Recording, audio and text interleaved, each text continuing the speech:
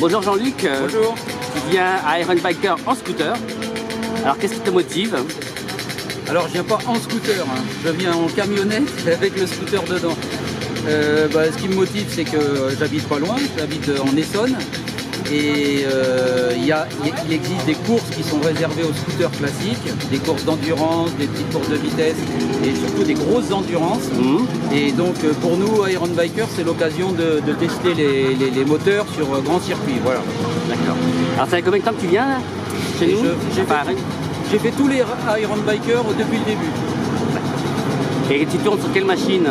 Et alors moi je tourne sur un PX, un Vespa PX avec un kit 213 Pinasco. Et en ce qui concerne le Lambretta qui est ici, là, c'est un Lambretta qui est préparé par un Anglais qui s'appelle de MB Scooter. C'est un 225 cm3. Alors le Lambretta, oui, c'est un 225 cm3 qui doit faire à peu près 24-25 chevaux. C'est un kit TS1 dessus. Et les Lambretta sont très intéressants parce que la fabrication des Lambretta s'est arrêtée dans les années 60. Il n'y en a plus sur la route. Ils sont rares. Et donc c'est une architecture différente que celle du Vespa, très équilibrée et très efficace sur piste. Et alors du coup, il y a combien de scooters en total? Nous on est 5 scooters. Et avec, alors, tu peux me donner les modèles et les années, enfin, la cylindrée? Oui, il y a voilà, là-bas, là, c'est ce qu'on appelle une petite coque. Ça fait 80 kg à peu près. D'accord. Voilà, ça c'est des petites coques. Ça c'est des grosses coques, ça fait à peu près une centaine de kilos. Là, comme le Orange et les Vespa PX. Et puis Lambretta c'est encore autre chose.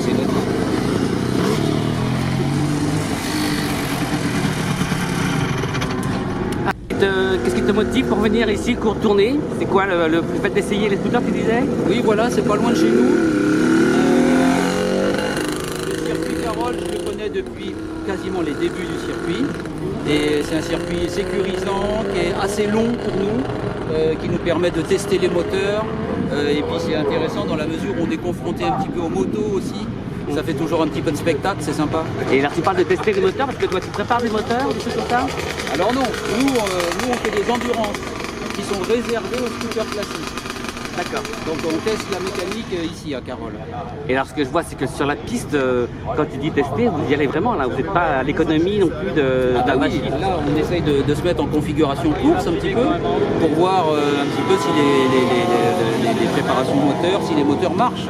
D'accord. Voilà. Et alors si jamais tu vois que ça marche pas, que tu refais quelque chose? Moi il m'est arrivé des fois de sortir un petit peu avant la fin pour changer les gicleurs d'essence, etc. C'est des moteurs de temps, hein. Il faut vraiment que ce soit bien réglé, quoi. Et l'endurance, tu l'as fait dans quel cadre?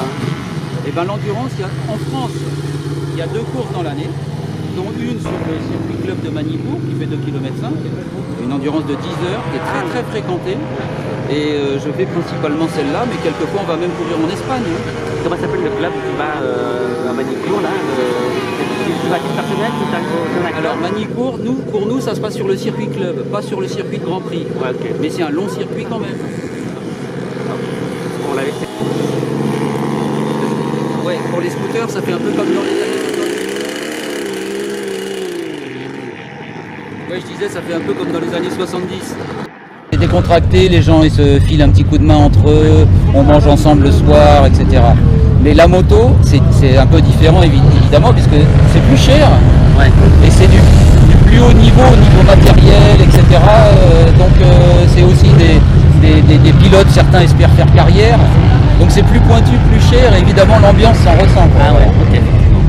Alors qui conduit quoi? Il y a Gilles, alias Gilles Fraval qui conduit donc le fameux Lambretta 225. Je pense que c'est le plus rapide de la catégorie aujourd'hui là. Il y avait une bagarre avec un Yamaha, mais bon, voilà, ça roule très vite sur le circuit. En ce qui concerne les autres scooters, il y a un autre PX qui est conduit par Richard, voilà. Et il y a un autre Richard qui a un Vespa petite coque. Et Alexis qui a lui aussi une petite coque, c'est-à-dire c'est les Vespa ET3, ceux des années 70 là, qui sont assez agiles, très légers. Et puis voilà, le dernier aujourd'hui, le 5e, c'est un Vespa PX classique, moteur 200, 213 Pinasco. Et ils coûtent quoi? Ce sont des 125 tous? Alors oui, c'est 213, 225, 150 pour les petits, coque les légère, petites là. coques et 210 pour le PX mâle aussi là-bas. Ok.